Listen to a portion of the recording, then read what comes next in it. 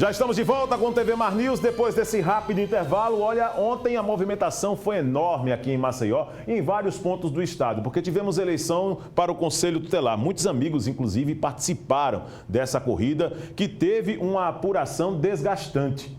Desde a noite de ontem, a apuração sendo realizada e foi finalizada nas primeiras horas de hoje. Nós temos essas imagens aí que a assessoria do Ministério Público Estadual enviou para a nossa produção, que mostra a quantidade de pessoas. Está ali o Alfredo Gaspar de Mendonça, né?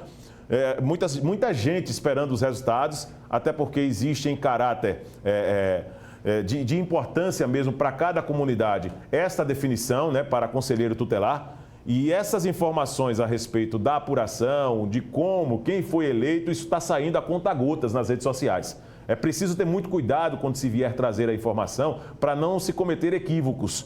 E nós estamos aguardando a informação oficial, né, para saber quem conseguiu a votação ideal para assumir o cargo de conselheiro tutelar para cada região aqui em Maceió. São várias as regiões distribuídas aqui em Maceió e em todo o estado de Alagoas.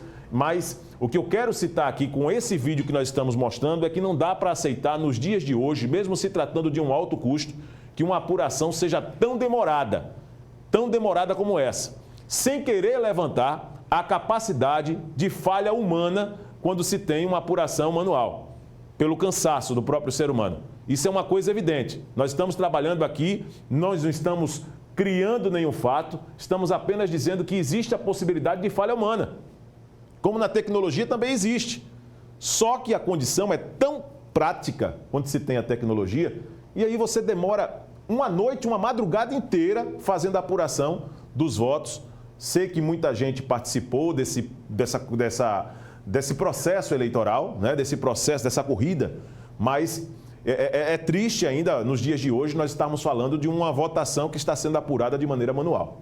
Então, vamos aguardar agora o resultado oficial. Espero que nas próximas eleições a coisa possa ser melhor trabalhada, principalmente adaptando aquilo que é o avanço da própria sociedade, da mudança de comportamento humano, que é a presença da tecnologia. Sem a tecnologia, não dá.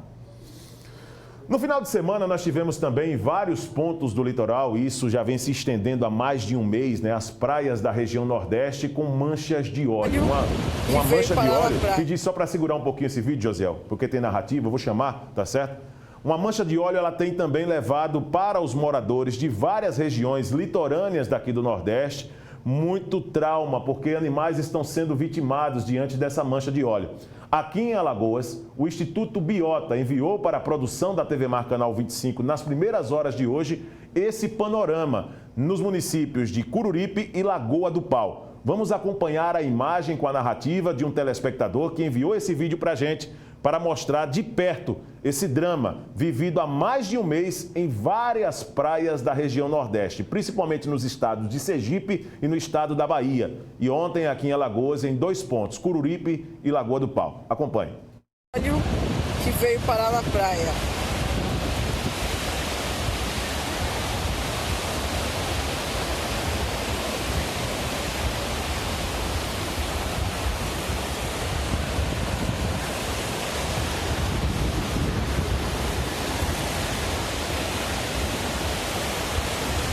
Só tentando recolher o máximo que pode, só que a gente não está dando vencimento. Muito bem, né? É difícil a situação, né? Nós estamos ali acompanhando o desespero dos moradores, né? Das pessoas da região, para poder encontrar respostas e tentar salvar a vida dos animais. Uma tartaruga foi encontrada na manhã de hoje, por exemplo, apresentando também sinais em que já estava agonizando pelo grande número de óleo que foi tomado. E aí, para você conseguir salvar a vida de um animal com um óleo que já tem uma dificuldade natural de sair da pele, é uma coisa que pode ser vista quase como um milagre, né? As prefeituras têm se mobilizado, está aí um veículo, né, um trator sendo utilizado para tentar diminuir, tirar da areia da praia essa mancha de óleo. Olha a tartaruga que eu citei aí, que foi também na manhã de hoje, o vídeo já circulando nas redes sociais. Essa tartaruga já teria, inclusive, pela informação que nós recebemos aí, passado por um procedimento de primeiros socorros, mas veio a óbito, como você viu ali na imagem. Então, muitos animais, né, pelo menos 8, 10 animais, em menos de 30 dias, animais de espécies consideradas até raras, tem sofrido bastante com esse crime, essa mancha de óleo que ainda não se sabe de onde veio, de onde está partindo, ainda está passando por uma investigação. Um comitê foi criado em Sergipe para poder apurar esses fatos e trazer para a sociedade esclarecimentos. Agora são danos irreparáveis, né? A natureza ela vai demorar bastante para poder se reorganizar diante dessa tragédia que nós estamos presenciando em várias praias do litoral do Nordeste, o que é triste e lamentável. Durante o programa nós vamos trazer mais assuntos.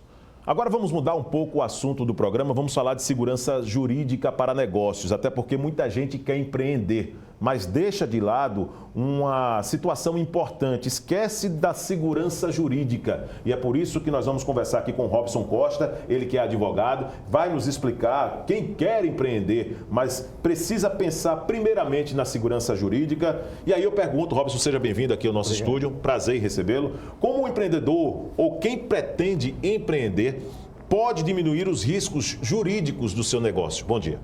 Bom dia. Falar sobre segurança jurídica é falar sobre a própria manutenção do negócio, né? Hoje nós percebemos que muitas pessoas querem empreender, seja por oportunidade ou mesmo por necessidade.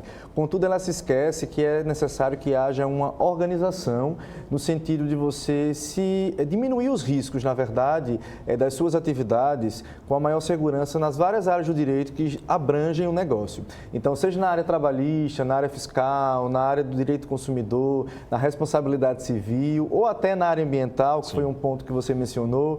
Inclusive, se alguma empresa, né, causou esse dano, ela será responsável criminalmente, mas também civilmente, né, e deverá pagar, inclusive, multas administrativas para o Estado. Sim. Então, tudo isso é importante para que a gente tenha uma manutenção a médio e longo prazo do negócio que você pretende abrir.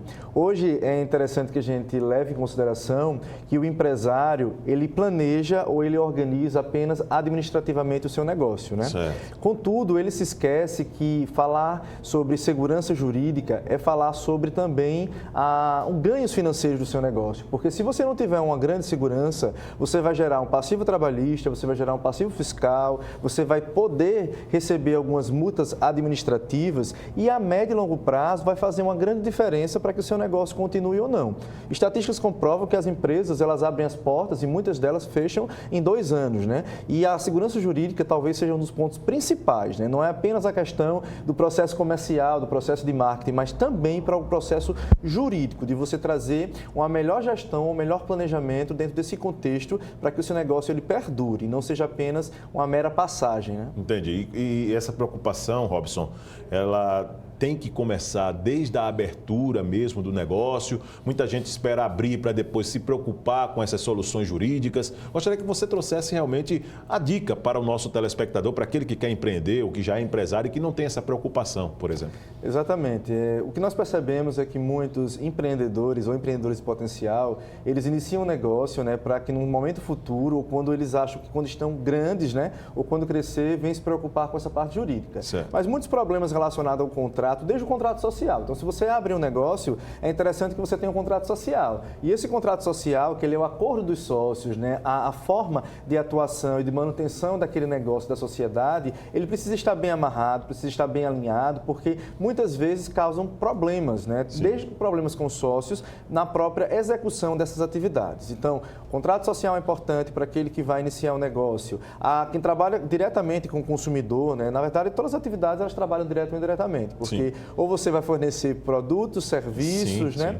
Ou você vai distribuir e diretamente você vai trabalhar com o consumidor, seja ele um consumidor final ou não. É interessante que a gente leve em consideração esses pontos, né? Trabalhar um planejamento de fato jurídico, você saber que o seu negócio ele tem implicações jurídicas, ele tem uma relação com o Estado, ele tem a relação com a sociedade e essas relações jurídicas elas têm algumas repercussões. Fala-se muito sobre a burocracia, né? Mas é muito complicado você montar um negócio hoje, né? Tanto que nós temos hoje a lei da liberdade econômica, que ela trouxe algumas mudanças, né? E as pessoas acham que vai melhorar a forma de você montar um negócio, de você perdurar o seu negócio, né? Mas é interessante que nós tenhamos uma certa cautela quanto a isso, porque também é um processo cultural. Então, se você vai montar o seu negócio, procure atentar para esses pontos das relações jurídicas que vão existir. Saber qual é o melhor regime de tributação, se você vai trabalhar com lucro real, com lucro presumido, se vai ser do Simples Nacional tradicional, que é o mais comum que nós vemos, né? Alguns empreendedores menores, né, têm uma figura que ela é permitida, que é o microempreendedor individual, né, para determinado faturamento, até R$81 mil anuais, você pode, de fato, né, abrir de uma forma simplificada, mas é importante que você tenha essa atenção quanto aos contratos que você vai realizar com os seus fornecedores, distribuidores, né, as relações de consumo que vão ser ali feitas, né, nesse processo, né, o regime fiscal, o pagamento dos tributos de forma regular, porque isso gera muitos problemas, né? Você contrata funcionário, mas você não recolhe o FGTS, você não recolhe as contribuições previdenciárias, você não paga anualmente, né, a sua taxa de localização. Então, tudo isso gera um círculo vicioso muito grande e gera passivos para o seu negócio, né? Então, a médio e longo prazo, a empresa ela não vai perdurar. E se você não tiver uma organização nesse sentido, não apenas nos aspectos administrativos, comerciais, do marketing, né, saber que isso repercute financeiramente no seu negócio. Falar sobre segurança jurídica é falar também sobre finanças e falar sobre a manutenção de um negócio a médio e longo prazo. A Lei da Liberdade Econômica, gostaria que você falasse para o nosso telespectador, já que entrou em vigor recentemente, por favor. Exatamente, né? Na verdade, foi uma medida provisória que ela foi convertida em lei e essa Lei da Liberdade Econômica, né, ela trouxe algumas nuances, né, para aquele que pretende empreender. Inclusive, algumas atividades, elas vão ter dispensas em algumas licenças e autorizações. Certo. Então, muitas pessoas, né, falam muito sobre a burocracia que você tem para montar um negócio e até a dificuldade também para você fechar. Então, a intervenção do Estado em algumas atividades, no sentido de você limitar a questão de preços também, ela está trazendo alguns pontos positivos.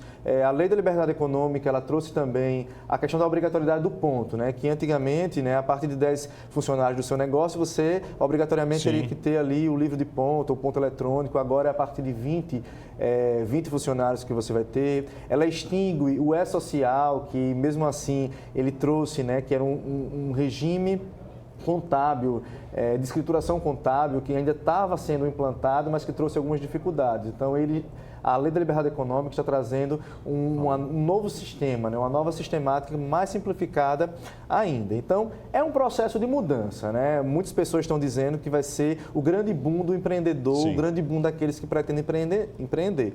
Mas, na minha concepção, é necessário que haja um aspecto ainda educativo. Certo. Então, tanto o governo quanto a classe empresarial, pessoas que tenham realmente esse poder de influência, eles precisam também trazer a repercussão real dessa Lei da Liberdade Econômica e observar o passo a passo da evolução dela, né? Assim como a reforma trabalhista, né, que foi de 2018 e ainda está tendo algumas aplicações práticas, né, algumas interpretações, inclusive tribunais, creio eu que com a Lei da Liberdade Econômica não será diferente, né? Nós temos ainda um processo de adaptação, né, de entender, vai ser bom para um empresário, vai ser bom para aquele que pretende empreender, mas saber que devemos ter também cautela, porque tudo tem que ter um tempo de maturação e de validação para que a gente consiga observar os reais resultados dessa nova mudança legislativa. Robson, muito obrigado pela sua participação, tá certo? Agradeço. Volte outras vezes, tá certo? Para trazer temas tão importantes como esse, né? Para quem está querendo empreender, abrir seu negócio, acaba sendo de fundamental importância ter um apoio, um amparo jurídico para poder resolver várias questões.